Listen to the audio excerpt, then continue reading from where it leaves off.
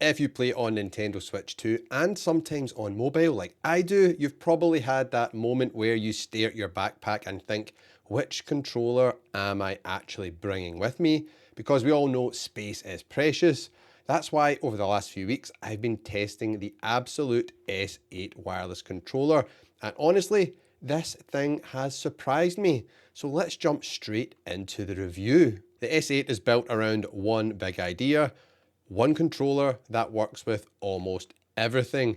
The Nintendo Switch 2, the Nintendo Switch 1, Android, iPhone, you name it. You know what? That's exactly what this does best. It connects to all of these devices over Bluetooth.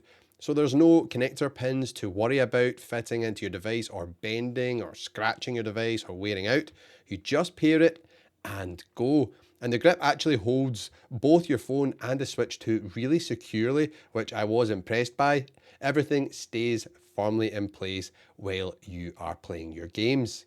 The only thing to keep in mind is that because it connects over Bluetooth, you do need to make sure the controller itself is charged before you start gaming, unlike some mobile controllers that draw power from the device they plug into. The S8 is fully wireless, so it needs its own battery juice.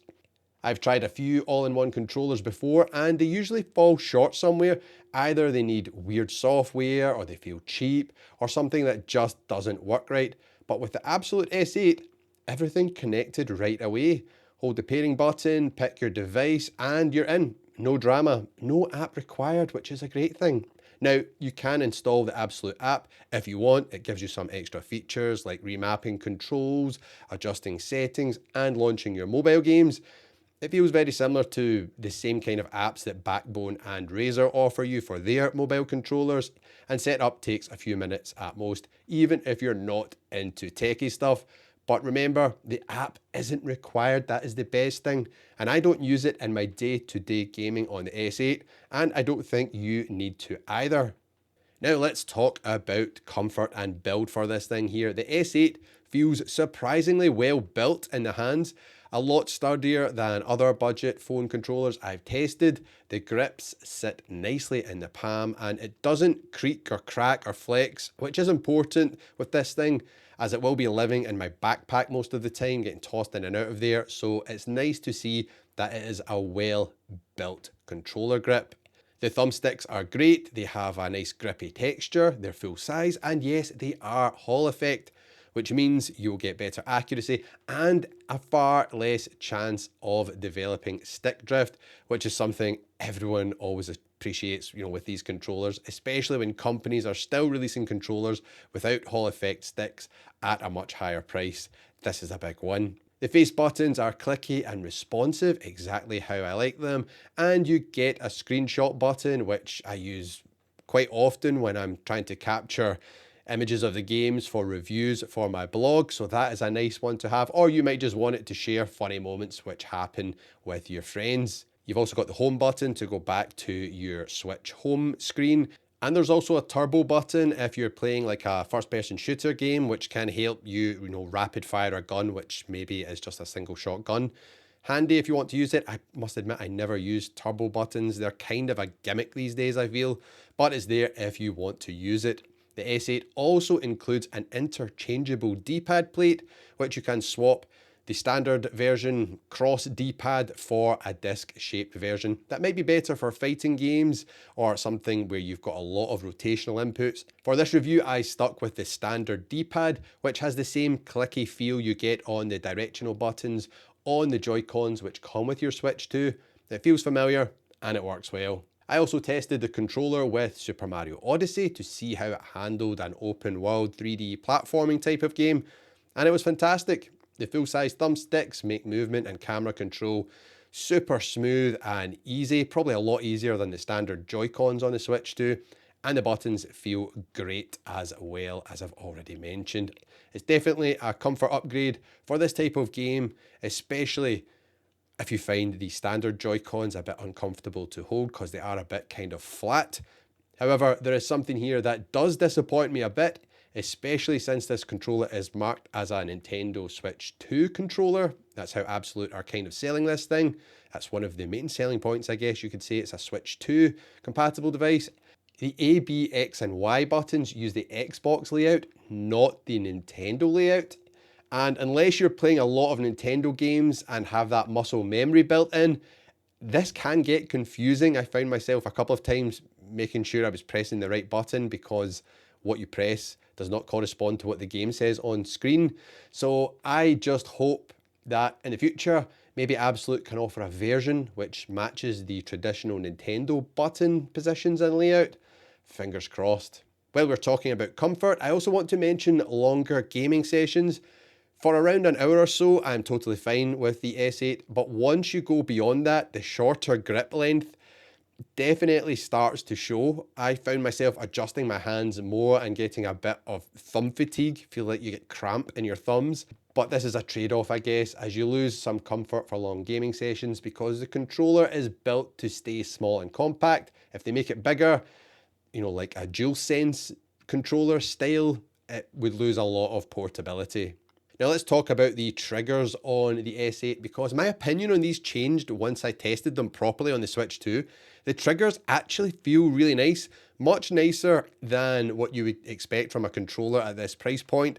Way nicer than the triggers which you get on the Backbone. These are far superior because the Backbone just kind of feels like the ones which come on the Switch, those digital clicky buttons. These feel like analog triggers, which is really cool. So I think that's a nice upgrade. However, it's not the best for all games, which we'll talk about in a minute. For games like Mario Kart World, the S8 felt fantastic. Same with Fast Fusion, just tearing about the track. The controller was a great match. It was really, really good fun. Great match with these games. I would recommend it. When I went to test out House of the Dead for, checking out accuracy and stuff like that, using the joysticks, this was a bit of a mixed bag, as the bigger joysticks made aiming more accurate and a little bit, easier than the Joy-Cons, which come with the Switch 2, which are tiny sticks. But the right trigger didn't register for rapid fire shooting. Reloading worked, movement was fine. But for actually shooting the gun in the game, I had to switch to the face buttons. It worked perfectly once I did that. So it seems that the game is coded around the digital triggers for the Switch and doesn't fully understand the analog input. I also tested SoulCalibur 2, the GameCube classic, on Nintendo Switch Online, and it was fantastic. The D-pad worked really well for directional inputs and, basic combos.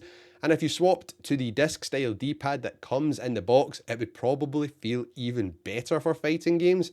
Everything felt super responsive, and it was a lot of fun to play on the S8, so no complaints there. One thing that wasn't great during my testing though was the rumble. The vibration motors in the S8 feel really basic. It reminds me of like a cheap electric toothbrush. It's not anywhere near close to the HD rumble you get with the Switch 2 Joy-Cons or the Pro controller. Personally, I'm not really bothered by the rumble features, but if you enjoy strong, rumble features in your controller and play games which use it a lot, this is definitely not the best implementation of that technology in a controller. Now, even though this review is mainly focused on the Switch 2 being used with the S8, I've also been testing the S8 with my iPhone 16 Plus, and it's been great. It connects instantly via Bluetooth, and it holds the phone really securely, which makes it perfect for quick gaming sessions. I've actually been using this while chilling out in the bath, playing Balatro through PlayStation Remote Play, and it just works fantastically. If you play something like Balatro though, you might feel a bit of that thumb fatigue after a while, like I was saying, because you're doing the same kind of repetitive movement over and over again on these shorter grips. But overall, I've got no complaints. It's a very capable, portable mobile controller. Now, playing games on mobile is usually my least favourite thing to do because I just hate touch controls. I think touchscreen gameplay is just uncomfortable, slow, and just completely unintuitive. I need like physical buttons. But this controller completely fixes that. Since testing it, I've actually been playing way more on my mobile because the sticks and buttons make everything feel natural. It also works well with Xbox Remote Play, Xbox Cloud Gaming, and even mobile native games if you're playing any of them. And the nice thing is if your Switch 2 is charging, you can just snap your phone in and keep playing something else with your S8. It really is a great option if you need a compact controller that works flawlessly across your Switch 2 and your mobile phone. And speaking of using this on multiple devices, the battery life is honestly excellent. I have put about 20 odd hours into this thing and only had to charge it once and then keep playing again, so no complaints there. And charging is really simple. The controller has a USB-C port on the side and it comes with a USB-C cable in the box, so you're ready to go straight away. The connection has been rock solid with zero noticeable lag. You'd be surprised how many controllers struggle here, so this is good to see, as you don't want to be pressing buttons and moving the stick and then nothing is happening on screen. And if you're finding all this helpful, make sure you like the video, hit hype, and subscribe for plenty more Nintendo Switch 2 content here on the channel. So who's this S8 controller for? Because I don't think it's trying to be a pro controller. It has some nice extras that pro controllers do have, like the back paddles or back buttons, which I always love to see as they're great for FPS or Battle Royale type games. And there's full motion gyro controls for your Switch games. But the focus here is on ease of use and wide compatibility with a ton of devices, not competitive play. So I would say this is ideal for just casual players who want a reliable controller for their Switch 2 and for mobile gaming without spending premium prices. And if you want something small to throw in your bag when you're traveling, this is much better than, Joy-Cons for a much longer gaming session. However, it's definitely not as good as something like the Switch Pro controller, which if you're using it in, tabletop mode, it's fantastic. Now, at the time of recording, the Abxylute S8 costs $55 in the US or £43 here in the UK. There's also a 2-pack available for $104, which gives you a big saving if you need more than one of the devices. Considering it works with Switch, iPhone and Android, the amount of features you get, this is very good value for money in my opinion. And if you're thinking of picking one up, I do have an affiliate link down in the description to the best deal right now on the Abxylute S8, which you want to check out if you're interested in one of these. Overall, the Abxylute S8 wireless controller is a fantastic portable controller for this price point. The thumbsticks are great, the buttons feel good, the Bluetooth connection is reliable, which is really important, and the battery life is really impressive.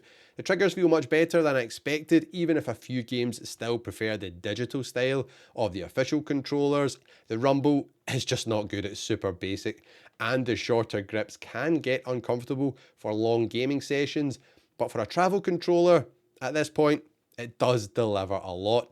Next time I'm packing for a trip and I need a controller for Switch 2 and mobile, the S8 is definitely one I will throw in my bag. And if you want something that actually protects your Switch 2 while making it more comfortable to use when you are out and about, check out the video on screen right now.